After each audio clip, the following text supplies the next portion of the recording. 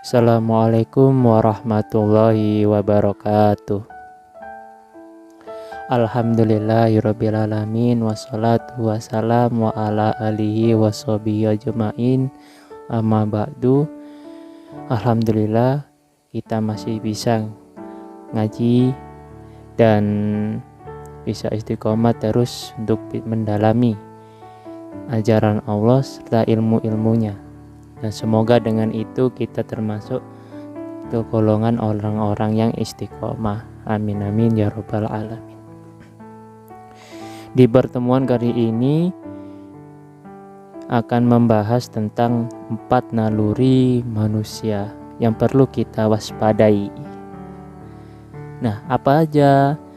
Ini kok perlu, apa yang perlu kita waspadai terhadap diri kita sendiri? Ada. Di sini akan dijelaskan dalam Al-Quran 4 surat 5 ayat. Pertama di surat An-Nisa ayat 28. Yuridullahu ayyakhaffifa ankum wa khuliqal insanu dha'ifa. Yuridullahu, Allah bermaksud ayyakhaffifa, akan meringankan beban hidup ankum dari kalian. Wa khuliqal insanu, sebab manusia telah diciptakan dha'ifa, lemah. Nah, di sini adalah salah satu naluri dalam diri manusia yang perlu kita tanggulangi. Memang ini sudah sebuah kodrat dalam diri ini, memang lemah. Cuman bagaimana cara mengatasinya supaya kita tidak terlalu mendalam dalam kelemahan ini, supaya kita setidaknya itu bisa menjadi orang yang lebih baik dengan menanggulangi ini. Nah, ada 3 hal yang perlu kita atasi ketika melihat hal ini. Lemah dalam artian lemah apanya? Salah satunya yaitu hatinya, akalnya, jasadnya itu lemah. Bagaimana cara menanggulanginya supaya, karena ini sudah naluri, perlu kita juga menanggulangi nalurinya. Perlu kita melatih supaya bisa mengkontrol naluri ini. Kayak seumpamanya kita punya peliharaan, kita ikat peliharaan tersebut atau ternak tersebut supaya tidak lari kemana-mana dan menyebabkan kerusakan di mana-mana. Maka dari itu perlulah kita menali ternak tersebut. Sama juga dalam diri ini, gejolak dalam hati ini perlu kita mengendalikan. Supaya apa? Supaya tidak rusak atau malah membuat diri ini menjadi semakin buruk. Meskipun kita tahu dalam informasi ini diinformasi bahwasanya manusia memang lemah. Cuman bagaimana cara mengatasinya? Ada. Sebabnya ketika kita berhubungan dengan hati, dalam hati manusia, ketika lemah bagaimana cara mengatasinya? Ya ayyuhalladzina amanu isbiru wasabiru warabitu wattaqullaha la'alakum tuflihun. Wahai orang-orang yang beriman, isbiru, sabarlah. Wasabiru, ya benar-benar sabarlah, karena ada perintah sabar, kemudian benar-benar laksanakan kesabaran hidup tersebut. Warabitu, kemudian stabilkan kesabarannya. Tabah, dalam artian ketika kita sudah melakukan kesabaran dalam hidup, kita stabil dalam kesabaran tersebut. Wattaqullaha la'alakum tuflihun, dan bertakwalah kalian kepada Allah agar kalian termasuk orang-orang yang beruntung. Itu salah satu latihan untuk menambahkan atau menguatkan hati, supaya dalam kehidupan ini ketika mendapatkan sebuah masalah, munculnya sebuah masalah itu, kita bisa menanggapinya dengan baik. Kita bisa berpikir dengan jernih, tidak gerusa-gerusu, tidak mementingkan ego. Kita masih bisa berpikir dengan dingin, sehingga ketika kita menghadapi atau menanggapi masalah, kita tetap dalam kondisi yang stabil. Nah, itu yang kita perlukan. Insya Allah dengan hal itu kita akan bisa menjadi orang yang lebih baik. Kemudian akal itu melatihnya supaya kuat gimana? Ya kita rajin belajar. Ketika Anda suka di bidang apa, ya rajinlah di bidang Anda itu. Insya Allah nanti Anda akan menemui sebuah kesuksesan di bidang Anda itu. Kemudian kalau jasad, ya kita perlu olahraga, kita perlu melakukan kebugaran jasmani sehingga kita rentan terhadap penyakit, tidak mudah sakit. Ya meskipun sakit memang iya, teman, tidak sampai pewarah ketika kita menjaga tubuh ini. Nah disitulah ini perlunya ajarnya ayat ini menginformasikan bahwasanya kita perlu untuk menjaga diri ini. Kita diberi Allah diri ini, ya kita bersyukur ya dengan apa ya, kita harus menjaganya dengan baik. Salah satunya seperti itu tadi. Kedua, surat Al-Anbiya ayat 37. Khuliqal insanu min ajalin sa'aurikum ayati fala tastajilun. Khuliqal insanu, manusia telah diciptakan, yakni bersikap hidup min ajalin, tergesa-gesa. Sa'aurikum, aku akan memperlihatkan kepada kalian ayati, ayat-ayatku. Fala tastajilun, maka janganlah kalian meminta untuk menyegarakan persoalan hidup kalian. Nah ini loh, bersikap hidup tergesa-gesa itu ya tidak baik juga. Jadi kalau kita tergerusa-gerusu dalam melakukan suatu hal, atau ketika kita dalam forum gitu memutuskan seenaknya sendiri, atau kita dalam sebuah permasalahan tak perlu berpikir panjang, itu bermasalah. Atau ketika kita melakukan suatu hal tidak didasari dengan kesabaran, harus tergesa-gesa, harus kepingin tercapai seperti ini, maka hasilnya juga tidak maksimal. Itu diinformasikan seperti ini, maka untuk menanggulangi bahwasanya kita perlu menjaga diri supaya tidak tergesa-gesa dalam kehidupan ini. Kita stabil, kita stabilkan diri supaya ketika kita memutuskan suatu hal, ketika berpikir dua kali lebih banyak atau lebih jauh, mungkin kita tahu resikonya atau apa, sehingga kita bisa menanggulanginya. Sehingga seumpama kita sedang dagang, risikonya kan rugi. Cuman kalau kita berpikir lebih panjang dan tidak tergesa-gesa, kemudian persiapannya bagus, maka kemungkinan kerugian itu terminimalisir gitu. Itu yang inginnya dicapai. Kalau kita tergesa-gesa, udah langsung gitu gini, tanpa adanya persiapan dan lain sebagainya, pemikiran, maka kalau kita langsung anjlok rugi, kita akan sulit untuk bangkit dan melakukan pekerjaan itu lagi. Maka dari itu perlunya persiapan dan juga ini menstabilkan diri, jangan tergesa-gesa. Seumpamanya kalau ada forum, tergesa-gesa dalam memutuskan suatu hal, apalagi tidak merembukan carpe diem, itu juga tidak bagus dalam forum. Ketika dalam melakukan keputusan, kita perlu rembukan gimana nanya. Seumpama satu hari ini tidak bisa ketemu kesimpulannya, mungkin ya pertemuan lagi ketemu kesimpulannya. Maka kita perlu memang isbiru wasobiru warobitu, itu perlu. Maka dari itu, fala tastajilun, maka jangan kalian meminta untuk menyegerakan persoalan hidup kalian. Memang ketika dulu ada sahabat Nabi, ketika dalam melakukan berdakwah ini, Nabi, sahabat tanya, Rasul kok ini nggak bangkit-bangkit? Katanya ini akan kita menemukan sebuah kemenangan dan itu dan lain sebagainya yang dijanjikan. Ya mohonlah ya, permudahkanlah dan mintalah kepada Allah untuk kita supaya lebih mudah dalam menjalankan hal ini. Rasul malah tidak mendoakan untuk lebih mudah nih, udah jangan gitu. Perjuangan ini tidak ada yang lebih mudah.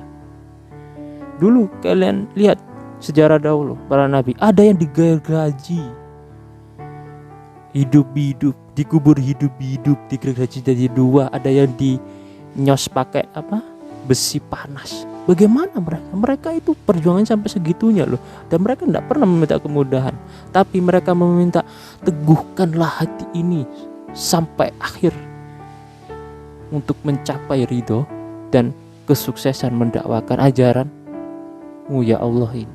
Itu yang dipakai. Sehingga ketika kita menghadapi sebuah masalah, kita tidak perlu meminta mudah dalam masalah tersebut.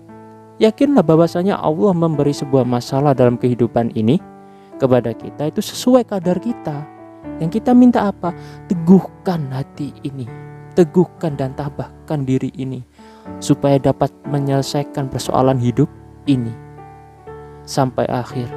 Ketika hujan lebat, kita tidak perlu meminta hujan itu dimudahkan hujannya, tapi kita perlunya itu memperkuat payung yang ada dalam diri ini, memperkuat payungnya supaya bisa menahan derasnya hujan dan derasnya angin yang mensepak kanan kiri.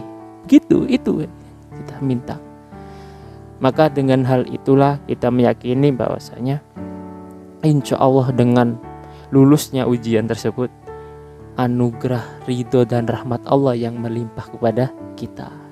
Itu yang kita harapkan.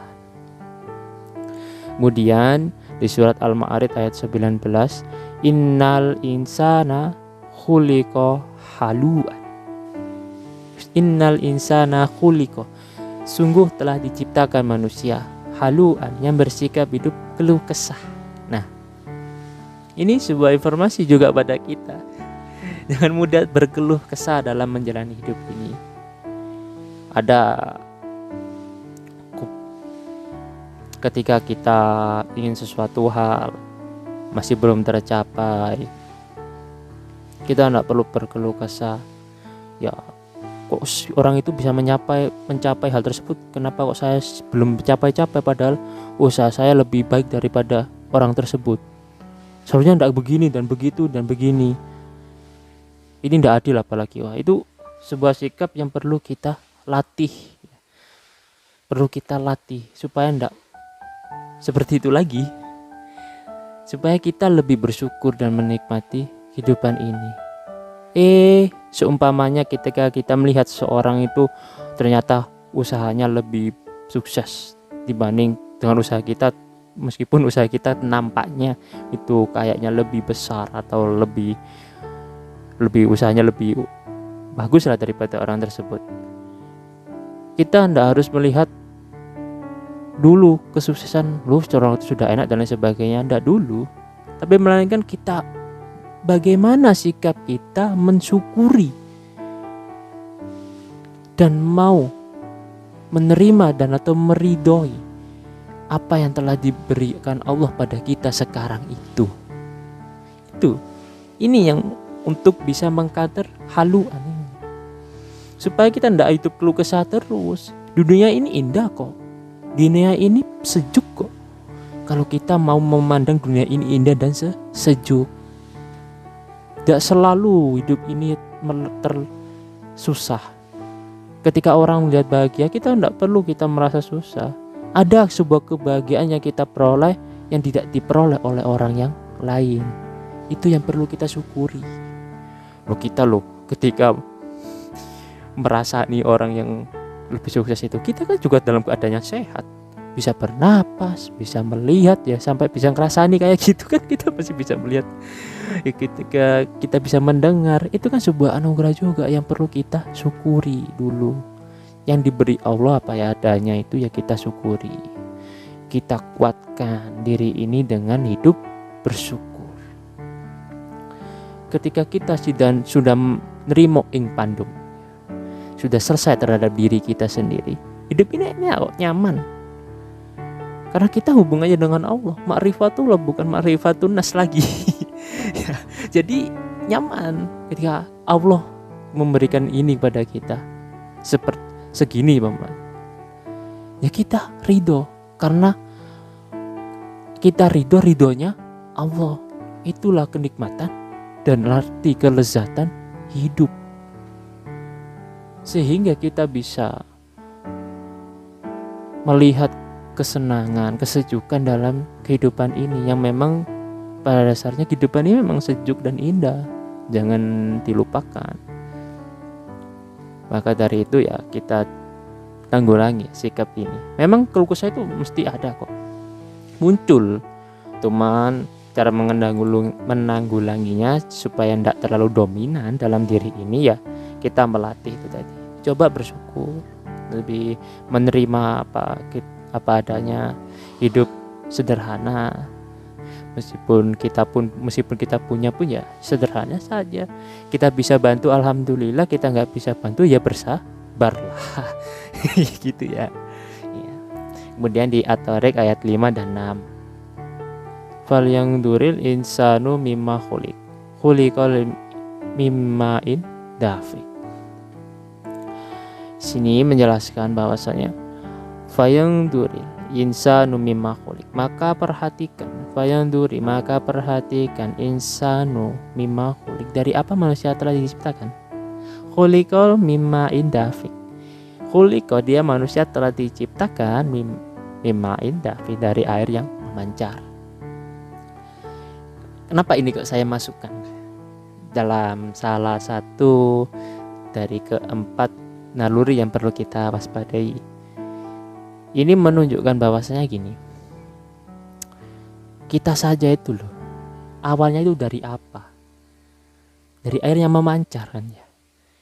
Maka pantaskan kita itu hidup angkuh dalam kehidupan ini, merasa lebih baik dari yang lain, merasa lebih benar dari yang lain, atau menyombongkan diri, merasa angkuh. Pantas gak? Tidak pantas kita seperti itu.